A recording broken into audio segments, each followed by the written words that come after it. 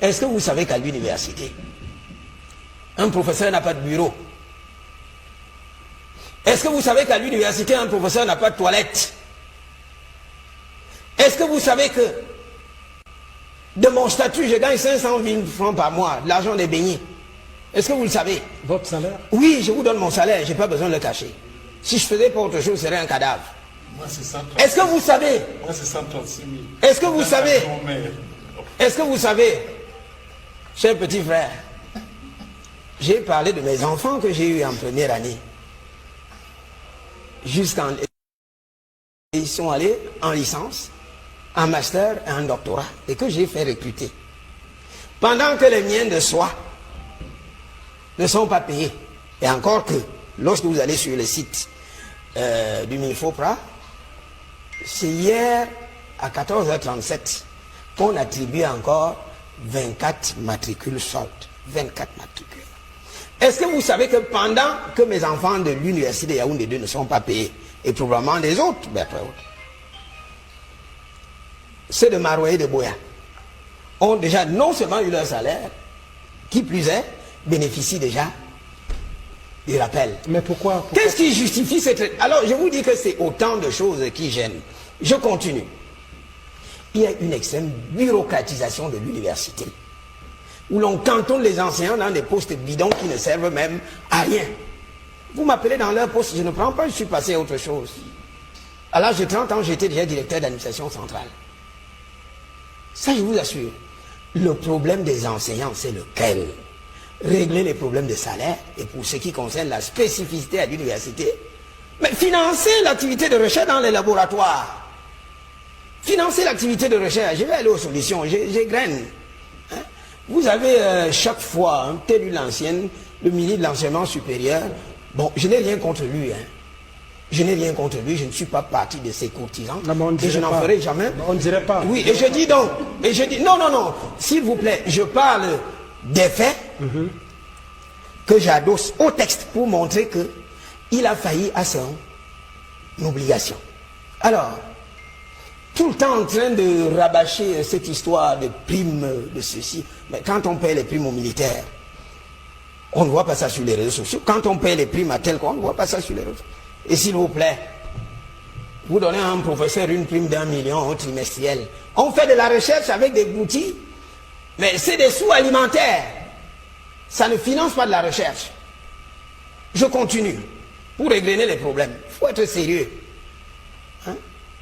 Même avec, dans le cadre de la gouvernance locale, oui, le mal est extra. C'est les... J'aime toujours bien aller dire, ce pouvoir n'est pas éternel. Paul Biya partira un jour. Je vous assure que vous verrez que des gens qui chantaient ces louanges vont le renier. Ça va arriver. Dieu va nous prêter vie. Maurice, au plan du droit public, c'est un savant. Il n'avance rien au hasard. Peut-être que je serai plus précis. Je l'ai dit ici la dernière fois, que parmi nous les publicistes les plus qualifiés, Maurice est le plus brillant. Les considérations tribales et autres ne m'intéressent pas. Vous savez que j'ai beaucoup d'affection pour Elimbi Loubert, qui est mon frère.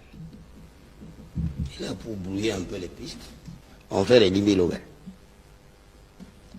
Mais la loi ne se situe pas au sommet de la charpente juridique d'un État.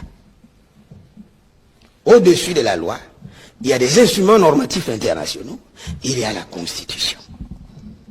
Je l'ai déjà dit ici à maintes reprises, que nous sommes dans une république abîmée.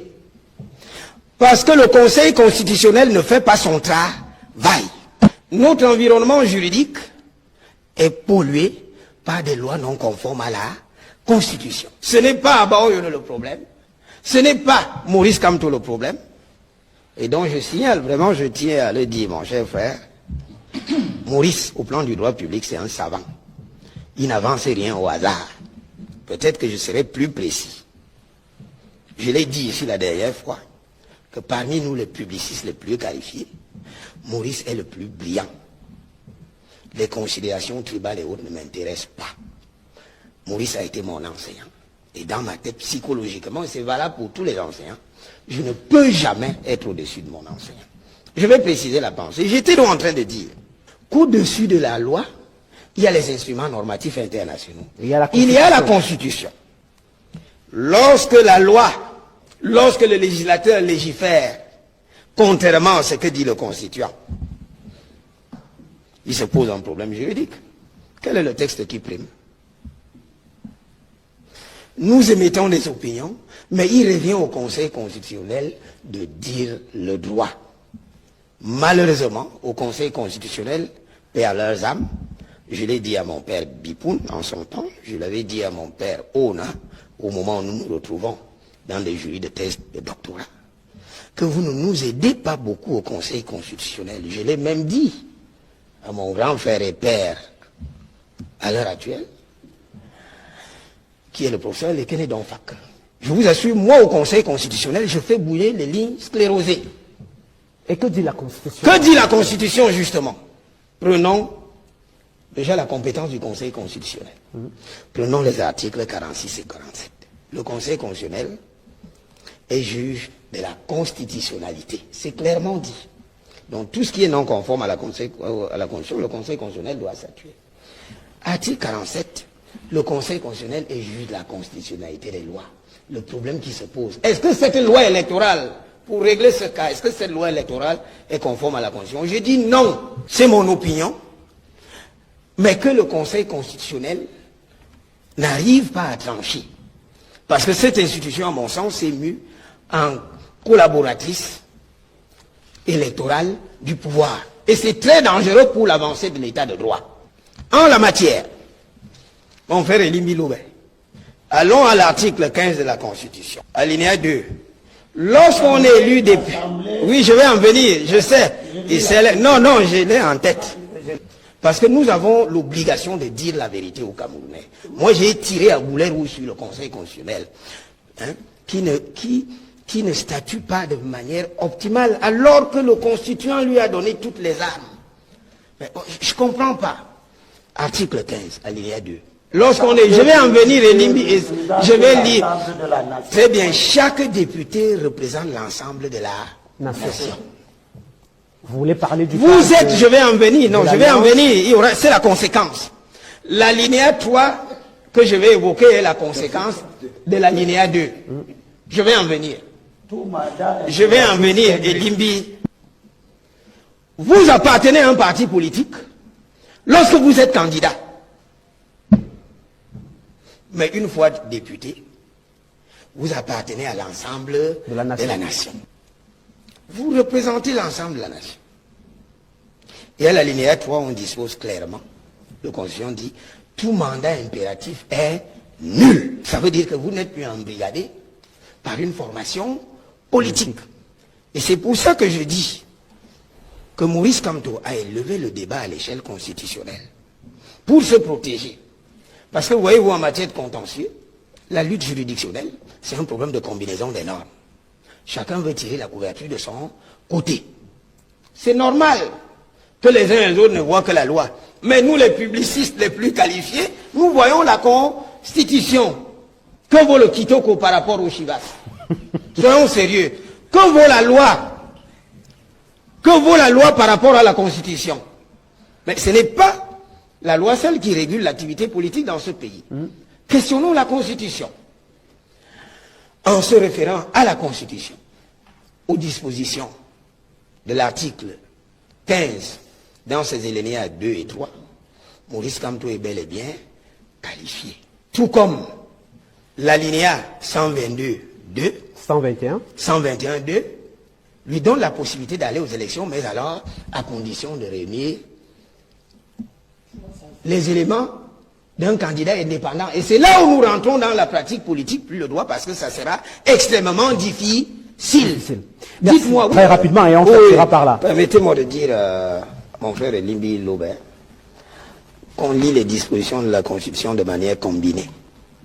N'allez pas simplement prendre un morceau choisi et vous oubliez ce qui a été dit précédemment.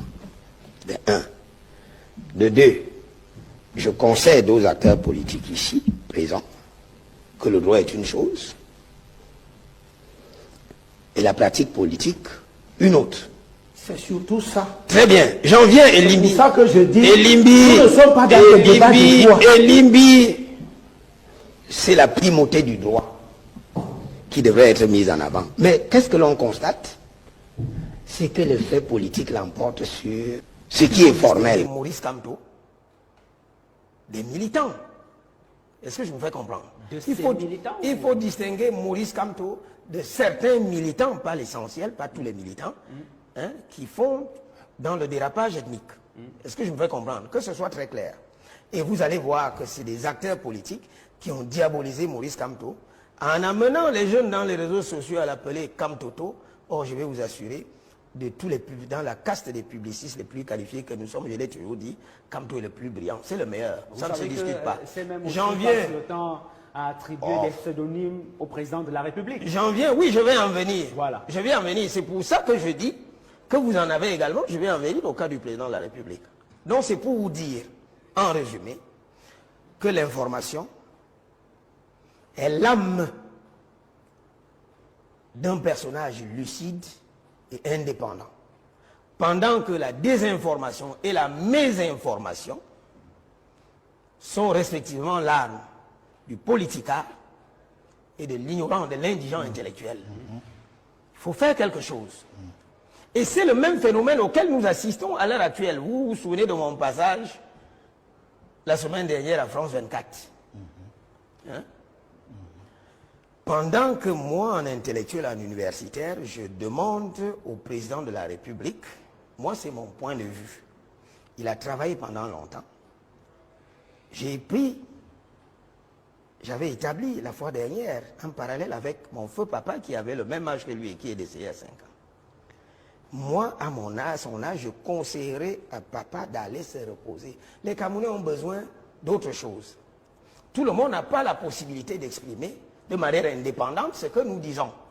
Pendant que nous disons les choses haut et fort, pendant que nous disons tout haut ce que les gens pensent tout bas, à bord on devient l'homme à battre. Je vous assure que je suis au-delà de ça.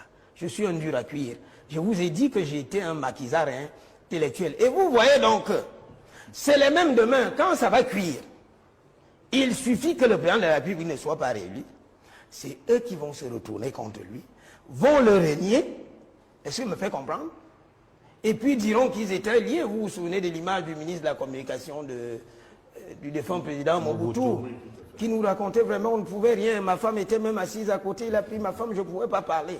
Donc c'est pour vous dire, Bruno Bijan. Et vous sortirez par là. C'est pour vous dire, je sortirai par là, que l'information sera très capitale. Il faudrait que les leaders politiques s'en approprient, parce que même s'agissant du président de la République, on ne dit pas toujours la vérité sur lui. Et ce n'est pas le fait de ces resquilleurs, c'est dans son propre camp. Regardez un peu lorsqu'il était en Suisse, la communication maladroite de ses collaborateurs.